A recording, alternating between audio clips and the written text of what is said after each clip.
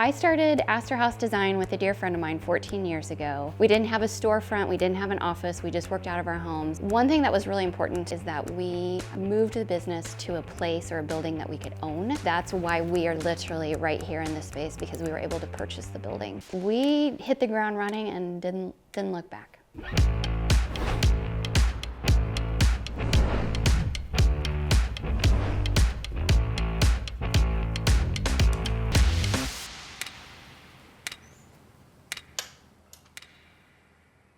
Before I bought the building, I brought in all of my construction people and I said, oh my gosh, you guys, do you think this is a good idea or not? And this building needed a lot of work.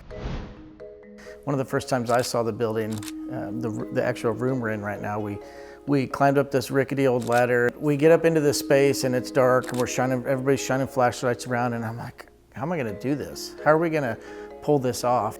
You get down into the basement and one of the first things we find is there's 6, 8, 10 inches of silt down in the basement that's from the flood that happened in Manhattan in the 50s. And just seeing that history and looking up and seeing the beams that are holding this building up that still have bark on them from the trees where they were harvested. And it's fun to see that history and how long this stuff has been here, and the building's still standing.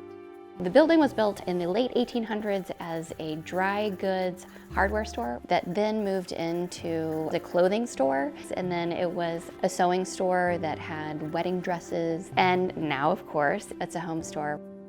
In the 50s, it became modern. They remodeled this building so that you could window shop. It has a really large window gallery. When they did this in the 50s, they made this really recessed entrance. They took out all the structure. Well, you can't take out structure because over time things start to sag. And so this building was literally falling in on itself. Having to make that entryway happen the way we did and cut the floor out and take these old timber beams out and get all the way down to the basement and add footings and build it back up, and then the whole front of the building all kind of was a domino effect. And you touch this piece and it leads to this piece and this piece.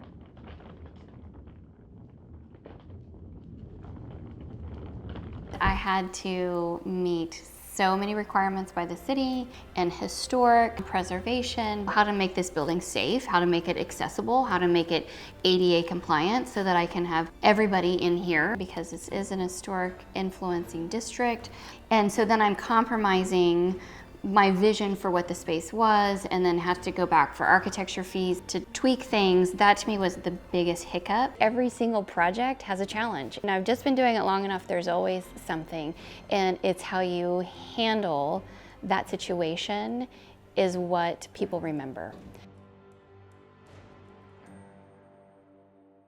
Going upstairs, it was such a fun project for me as a designer because I was able to blend two worlds together.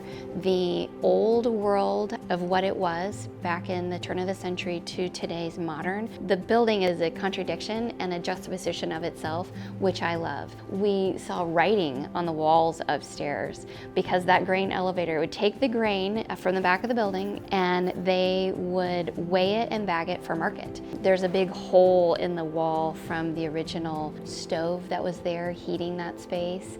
A lot of the original square nails are in the original pillars. We kept a lot of that. The hardwood floors are original. They're a heart pine, and it has a rusted ceiling, like a corrugated metal ceiling, and we just left it. It's a fun space to be in.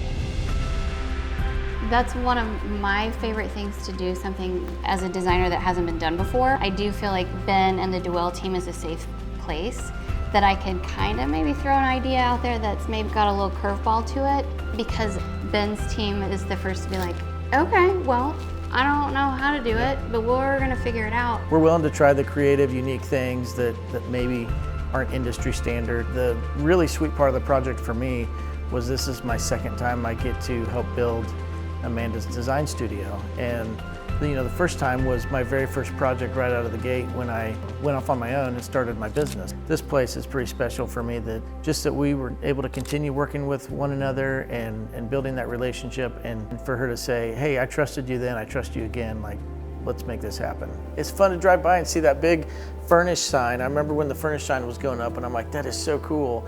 And still to drive down Points and look at that and to have all the memories that went into building this place is pretty special. I don't always see clearly in my mind that this is what it's gonna look like when it gets done. And then you get all done and you step back and you look at this space that you've helped create, and this whole thing totally blew my mind when we got done. We're in the loft right now of a 100-plus-year-old building, and it's modern and it's rustic and it's got all these cool design elements that I'm just really proud that my team got to be a part of it. This project was definitely emotional for me because not only was I the designer, but I was also the client. It was a big undertaking. It was really expensive. I was going outside of my comfort zone. He did an amazing job. I think that design is fun and beautiful, but I think there's an intimidation factor. When people invite me into their home, they're nervous that what I'm gonna think or that it's not good enough. And so I just wanna love people and let them feel that it's okay to be who they are so that it's home. This community embraced us. One business led to another business, which led to this amazing thing that, you know, we're sitting in today.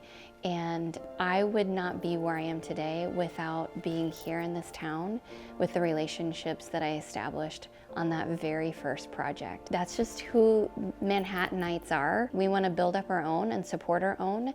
And I know I wouldn't be where I am if I was in Kansas City or another town.